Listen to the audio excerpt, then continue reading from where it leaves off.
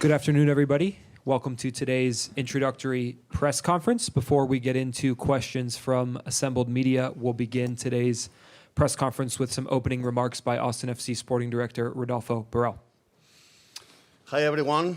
Thank you for coming today in such an important day for the club. I would like to introduce, I'm delighted to introduce Nico Estevez as our new head coach. We understand there's a lot of excitement. He's our second coach in history of the club. Here he is, and please help me welcome him.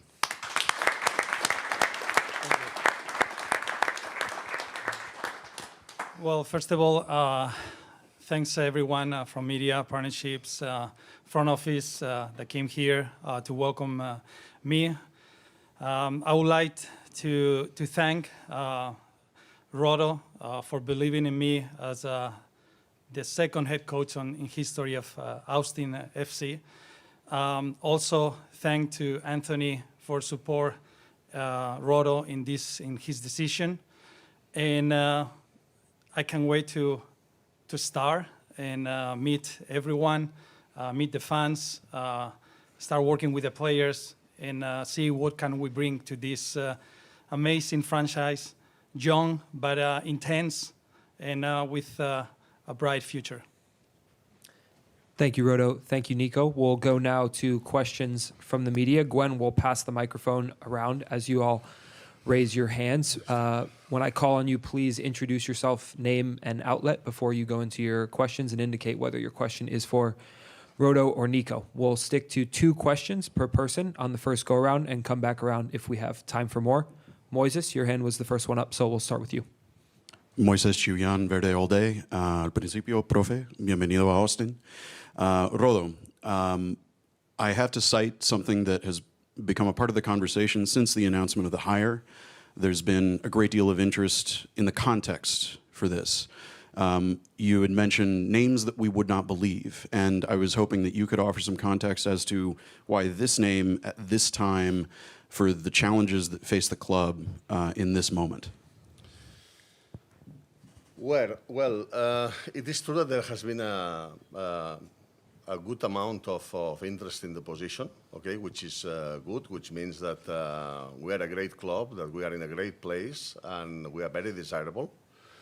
Having said that, obviously, I went through the process, which has a lot of detail, and to me, it was clear that Nico was the person that we had to hire. So, in terms of names and like this, so everybody has got a name, more or less, in soccer world. But at the end of the day, what you have to find is the right person that fits what you really want for your football club, for your soccer club, okay? And Nico, I guess it'll be 4 months before we actually see performance on the field. But in advance of that, knowing that things like Copa Tejas are very important to this fan base, and having very intimate knowledge of a certain portion of that equation, are you looking forward in any way to taking advantage of things that you know about players that you will be playing against when Austin plays Dallas for the first time? Well, I think every game is going to be important for us. I think the mentality of the team has to be that every time we step into the field, that game is the most important game that we have to play. This will put us in a position to fight for every situation that we put the team into this season. And of course, I think knowing the league, knowing every opponent, not only the one that I coached before, the others, Texas, like Houston, rivals, you know, I think the entire MLS have been here in the country now in December 10 years. It makes me a lot of knowledge of how the league has changed, where the league is going, what players are in each team, and hopefully I can bring that to the table. I can bring that to the team, and we can celebrate some wins together. Eric? Yeah, thank you. Eric Goodman, Austin Chronicle. Rodo, I was just hoping for a little bit more detail as to what the process was, what about Nico ended up, what the qualities about Nico that you like, and also there is the reality that his resume is very similar to Josh Wolf's. So what can you speak to that about why you expect the results to be different? I think you're trying to make some kind of connections that I guess it doesn't work for me. The things I'm looking at is, as you can understand, that every change comes with an adaptation time. I know, guys, you have no patience. So I'm not saying that this was one of the reasons, but I have to look at somebody who I believe is capable to implement what we are trying to implement on the pitch and develop it further.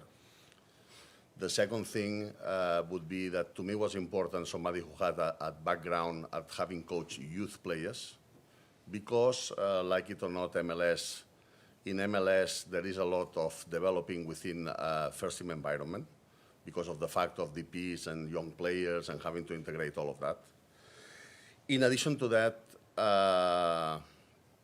after our games here at the Q2, sometimes when I barely speak, no, with the opponent coaches, because we are in the same corridor after the games, the typical sentences are, it would be impossible for me to live here under this heat. It's not possible to play soccer with this heat, etc., etc. So one of the things I was looking at as well is somebody who would be immediately adapt to that this wouldn't be a shock, okay? Training in that heat, understanding that is important, playing under this heat, understanding that is important, okay? And in addition to that, there's many other qualities. Somebody who is young, who has hunger, who has desire, who is willing to show on a daily basis, not to show for training, instead of showing all of that on a daily basis in the training ground and on the games and fighting for our team, for our city, and for everyone here. And then for Nico, just you and Josh are obviously very close. Have you spoken to him at all this month? And then just how does your style of play differ? You guys do have a similar background, so how does your style of play differ from his? Yeah, I think Josh and me has a relationship that started almost 10 years ago. And he has been informed about this process. I called him the day that Rodo called me, and then told him, like, I'm going to go through that process. And I kept him updated on how the things were going until we couldn't say anything to make a little bit more a surprise for everyone. And then this world, you have to keep some things that you cannot share. And the style of play in everything is a really interesting question for every coach when it's the first press conference, because I'm going to tell you, we're going to do this, then after we're not, for whatever reason you cannot do it, you have to adapt and you have to do other things, and you're going to come 2 months later, hey, you said you that, then I'm not going to say much, because I know how it works, and I don't want to say something that I won't be able to produce. And I'm going to tell you why. I need to meet the players first. One thing is to analyze them and to watch them, as you all do. And you can do an amazing job seeing that.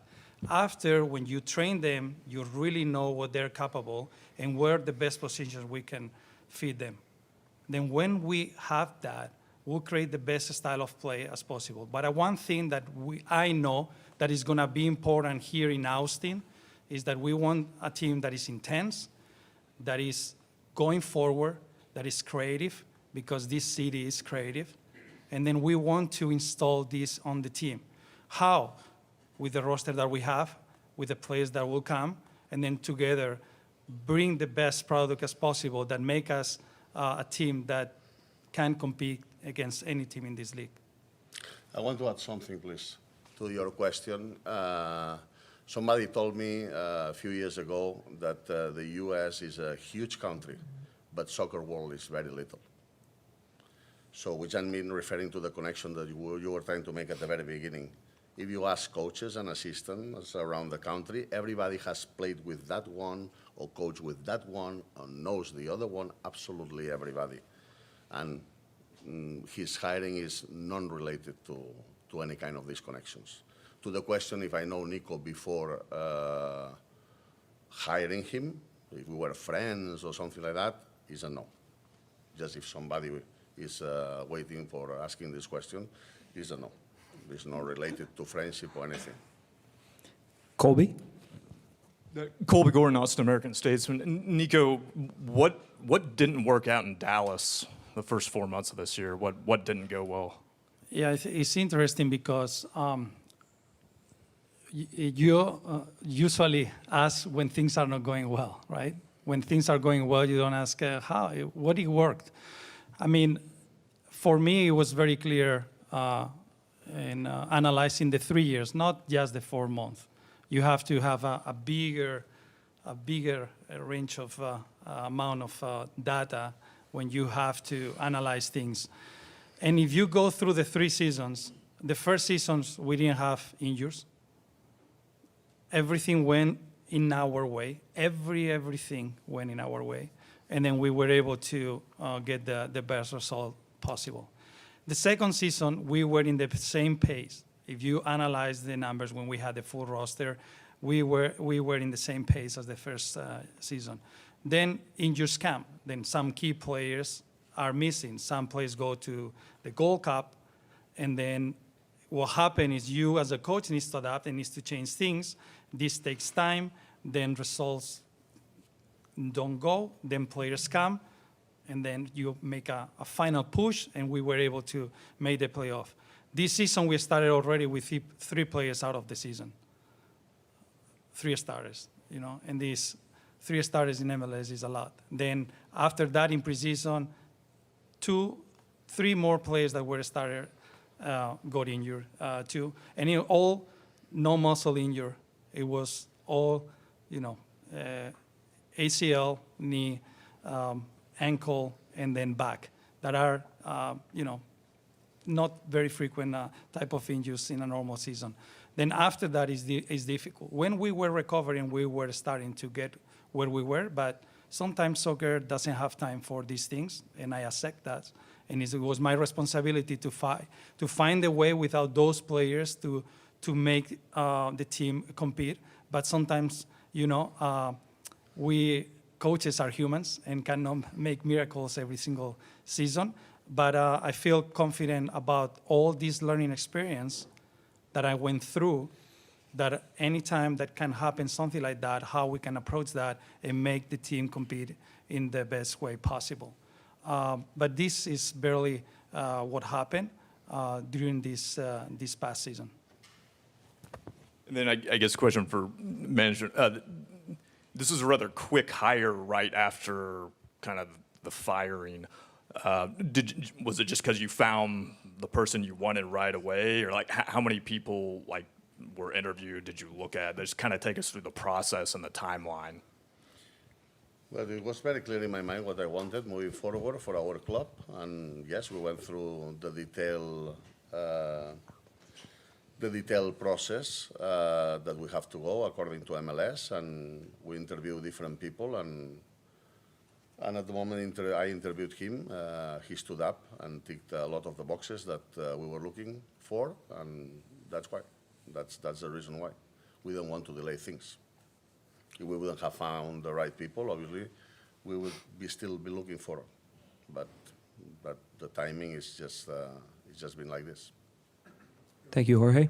Corey, go ahead. Corey Mose, KVU Sports. Nico, congratulations on the job.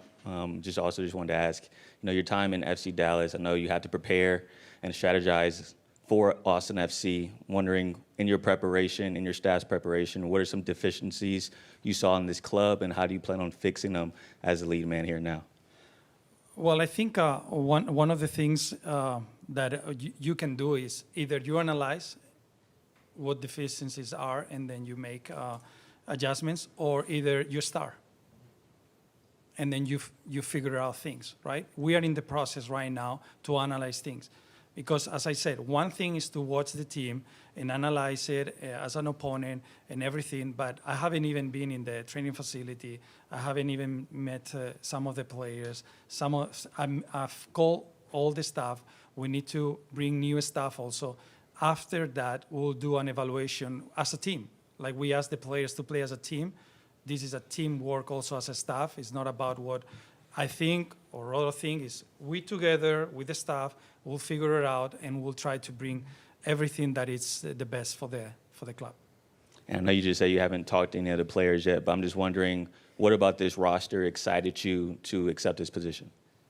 Well, I think I've seen the progress on the roster throughout this year, and some of the players that have come to the club and with some European background, some other South American background, and then that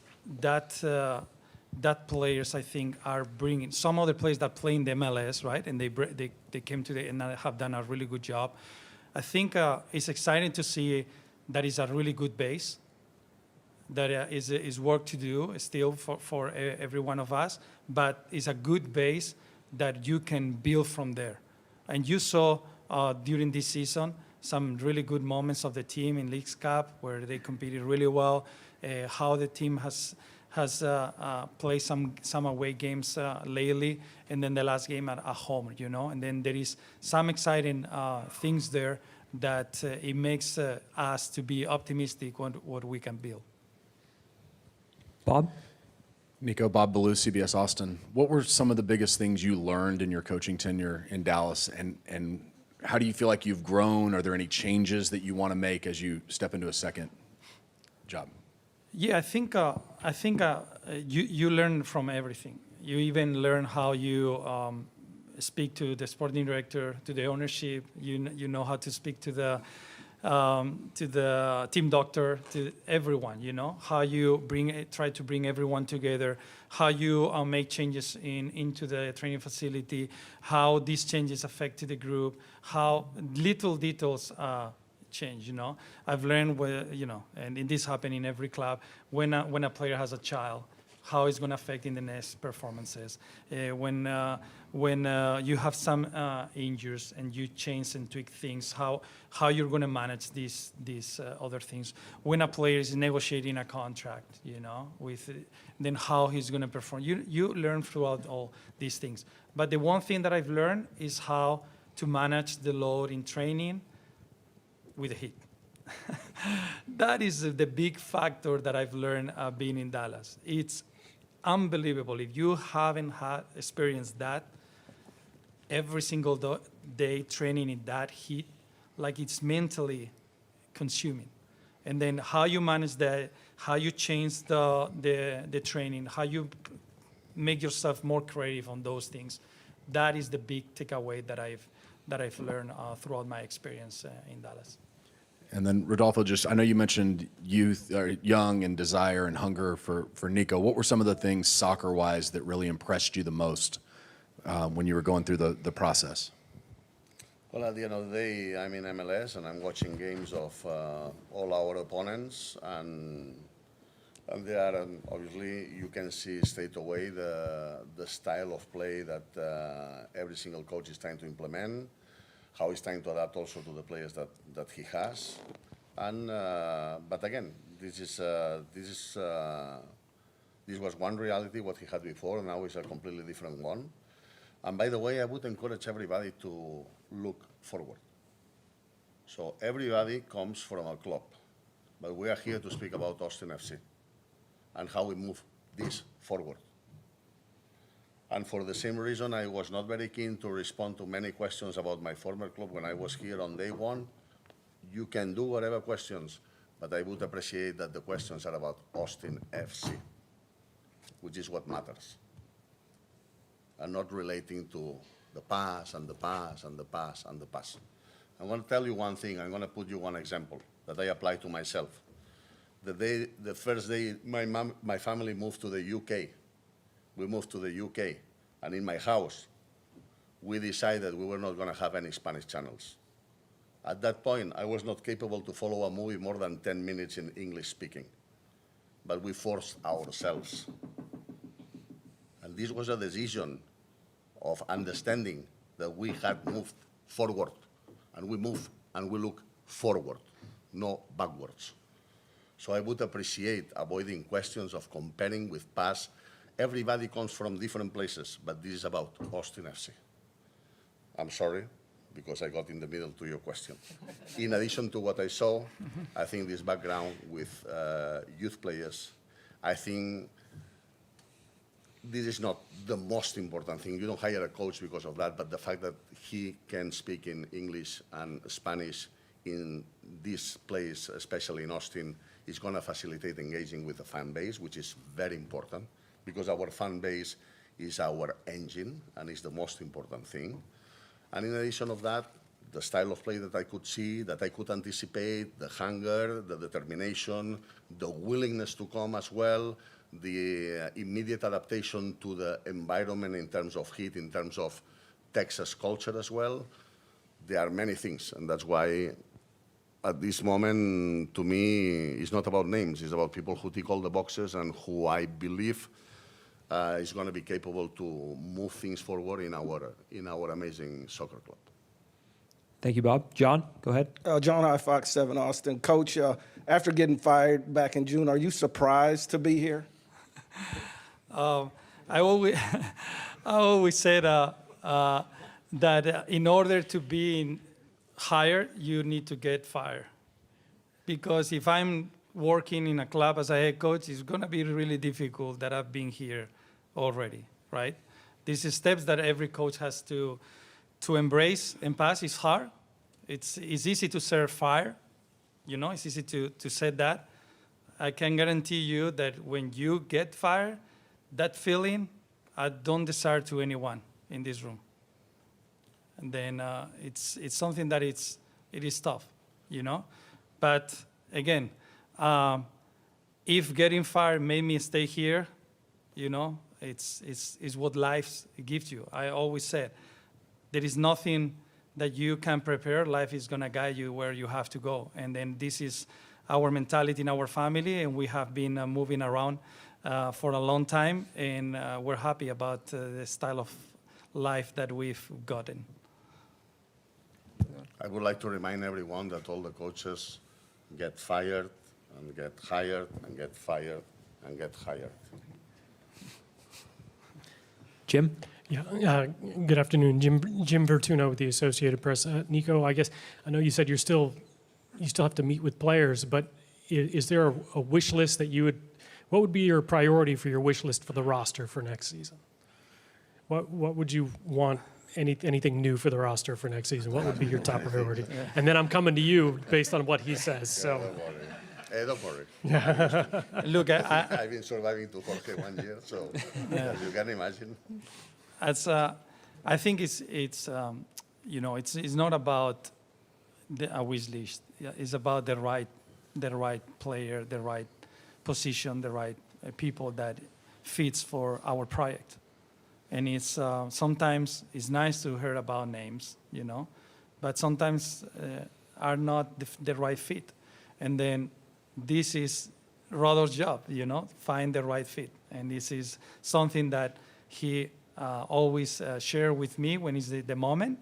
And we're in the same page on that. And I think if it's any question about roster and everything, Rodo is your guy. Okay. All right. So, Rodo, your question. Since we're going forward, tell us, how do you envision the roster? Any changes that are going to be coming between now and next season? How difficult that's going to be? And after a difficult season, is Driussi still the centerpiece here going forward?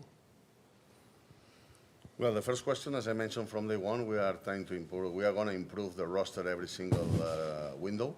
Okay, so there is a window now, so obviously we are going to improve the team as much as we can within the rules and restrictions that everybody knows in terms of salary cap, etc. In terms of Seba Driussi has contract at Austin FC, and like any other player in our roster, is a centerpiece. Everybody is an important piece. Yeah, and Seba is one more of these players, and we expect always the best out of him, as we expect from every single player.